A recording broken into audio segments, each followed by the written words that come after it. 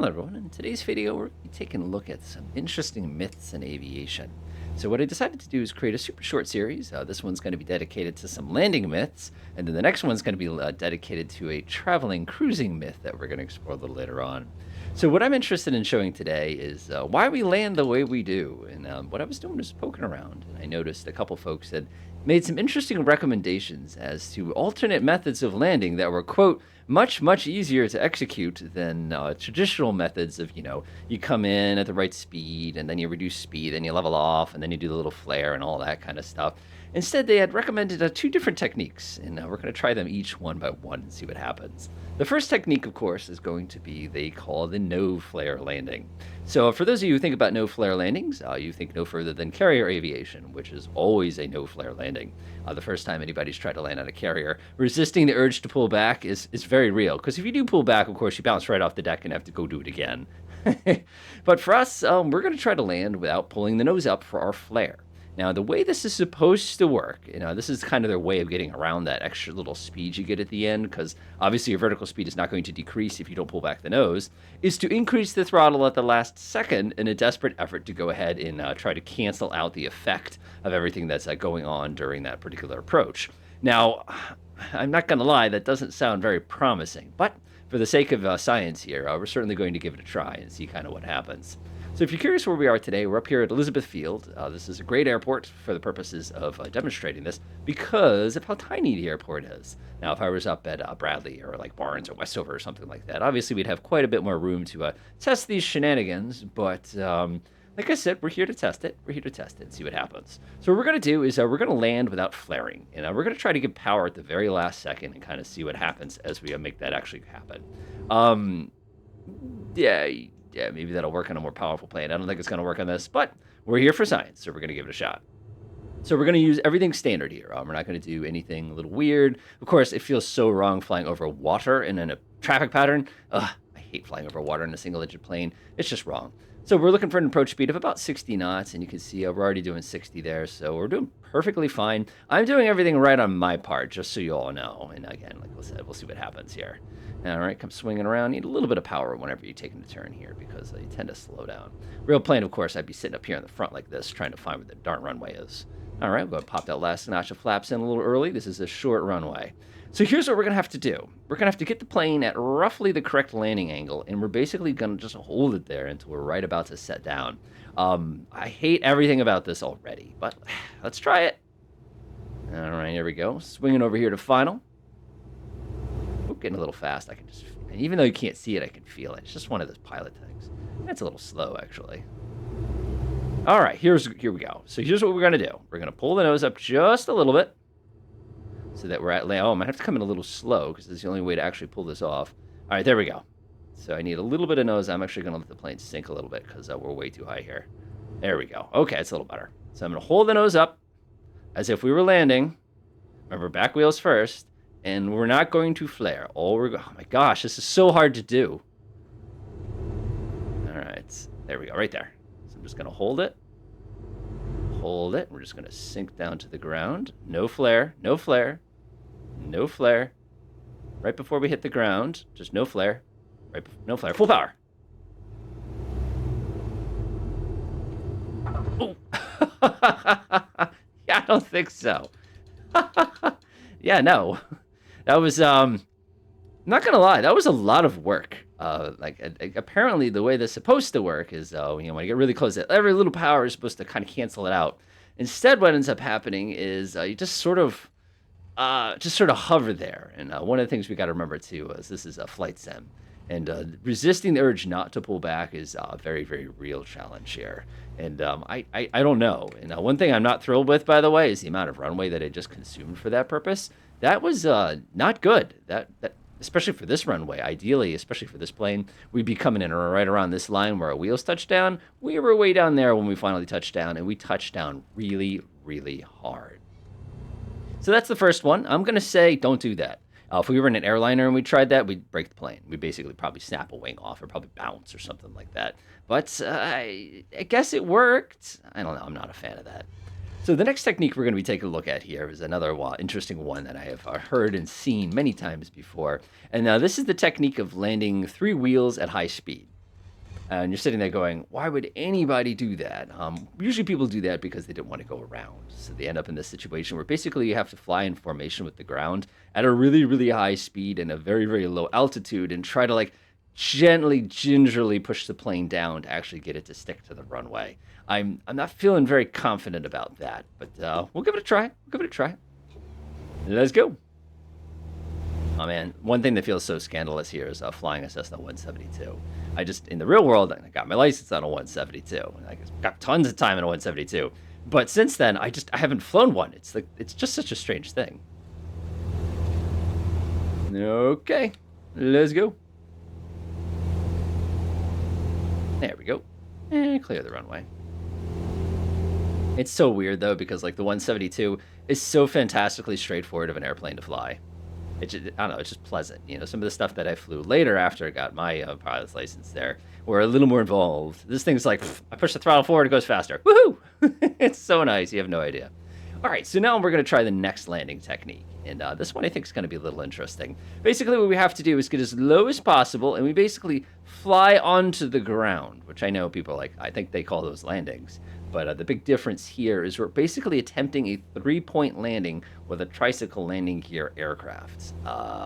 Okay, we'll see how that goes. And again, this is another no flare landing, and I don't love it. Don't love it. That means we're gonna have to keep. We're gonna be moving pretty quick. We're gonna be moving quick, and we'll see exactly what that shakes out to be as we come out of our turn here.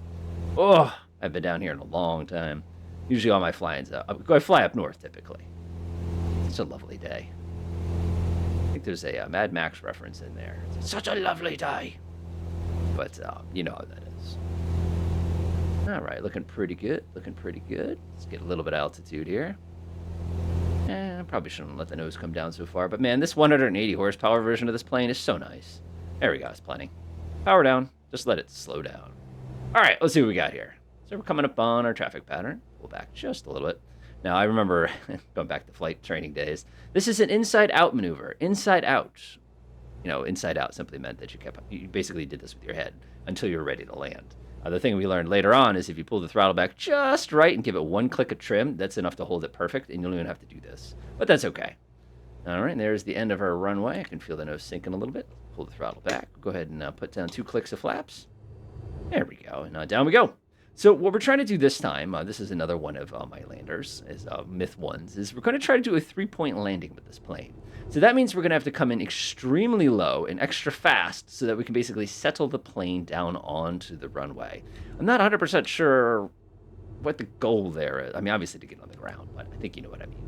All right, let's go ahead and take our gentle left turn here. Swinging into base. Let's let that speed bleed.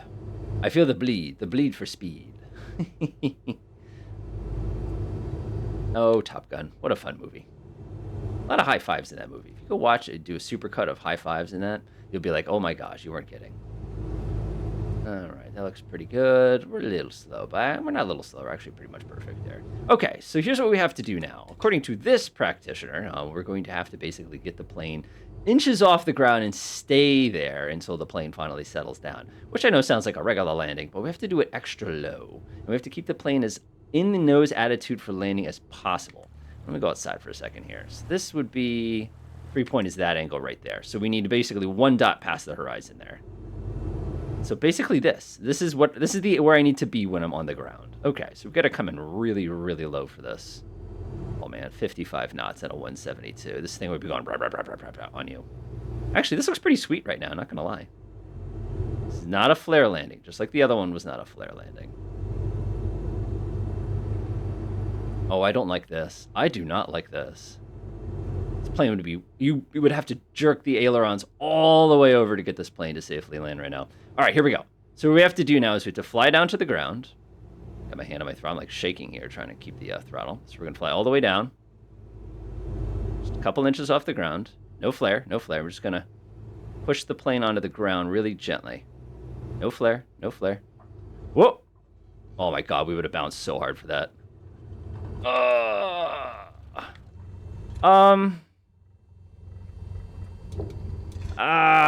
I didn't love that either. Yeah, so in the real world, if we tried to pull that, we would bounce, bounce, bounce, bounce, bounce like that down the runway. That would not have worked. Also, ground handling. All right, didn't love it. Didn't love it. Did it work? It worked, but I don't know.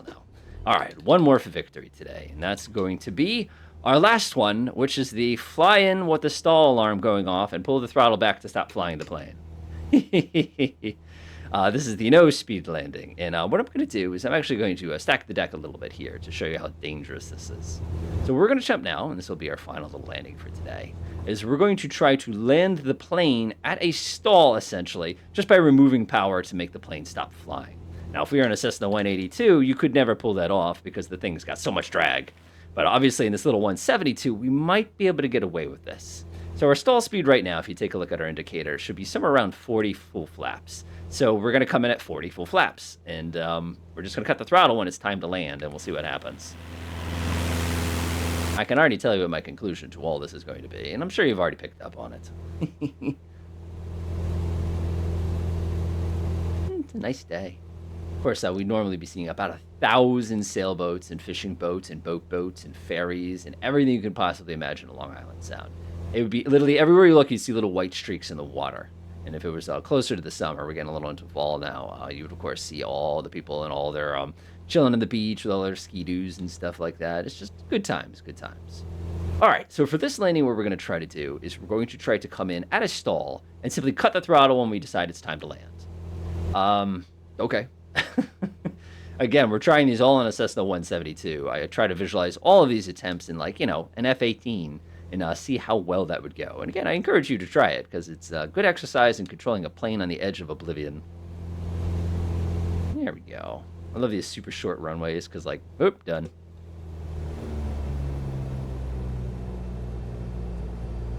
It's pretty good to me. I like that. By the time we get to traffic pattern altitude, it's time to go back down. Okay, so we need to get this plane slow. Really slow. Basically, if the stall alarm is not going off all the way down from basically the short final to the ground, I'm probably not flying this thing correctly for how this is supposed to go. One thing for the record, though, I'm going to say this now, is the fact that if you do apply this technique, your runways could have a very, very, very short landing if that was your objective. But again, not necessarily desirable. And again, we're in a 172 here. This thing is very, very, very, very forgiving. So we could not get away with a lot of this in things like, a Baron or something like that, or the TBM even. You get a lot of warnings and stick shakers going off in your hand and everything like that. Okay, we're nice and slow. Taking a look at the end of the runway there, looking pretty good. And we're just going to come swing around to final in a moment. Little pitot tube. Nice, I don't see the big red hanging off of it because I forgot to take it off.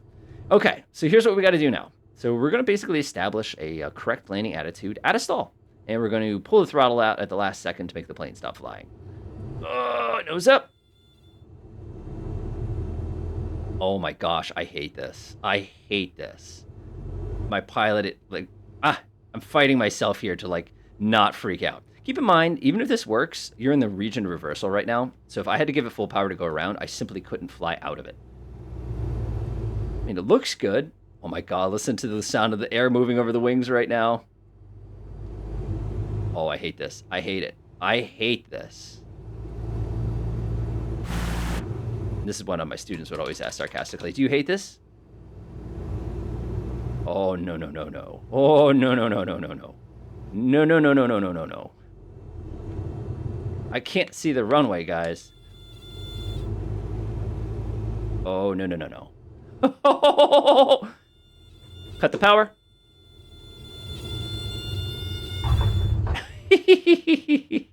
Well, if the objective was to land short, I'll give you that. Because as I made the comment earlier, this is usually your short field target. I landed about, 100 feet past my short field target. Normally we need to about here. I don't love it. I don't love it. I don't love it. So I guess one thing I want to point out about that particular last one, and we'll get going because we'll head back to the parking kind of thing like that. So basically, here's my kind of conclusions here. First of all, no flare landings are just not safe. I don't know why people think you don't have to flare. I guess the assumption there is that the flaring is hard to time or you're afraid you're going to balloon or something. But honestly, a lot of it is just about coming in at the right speed. A lot of it is, knowing when to time that. It just comes from a lot of practice. Like, there is no shortcut here. And like I was mentioning earlier, we did this with a plane that we know we can get away with this. If we try this in a faster plane or one with like a lamp, let's try the Mooney, for example. You would pancake so hard, you'd probably snap off the front landing gear. Like you can't do that. Now, if we tried any of these methods with an airliner, oh my gosh, could you imagine flying a 737 in at low speed and then pulling the power out and hoping you're going to come in? That's just not going to happen. And there's one other thing that we didn't take into account today, and that's the effect of weather. That last landing was because we had basically a calm wind. If we had gusts and we came in at 40, one gust would stall the plane. So that would have been the end of our entire approach there, regardless of how little runway and everything we actually consumed at the last minute there. So again, do not recommend. But again, that was the goal of the series. Next time, we're going to take a look at something a little different. It's going to be what they call cruising on step. And that's an interesting, goes way, way, way back to well before flight sim. Enjoy.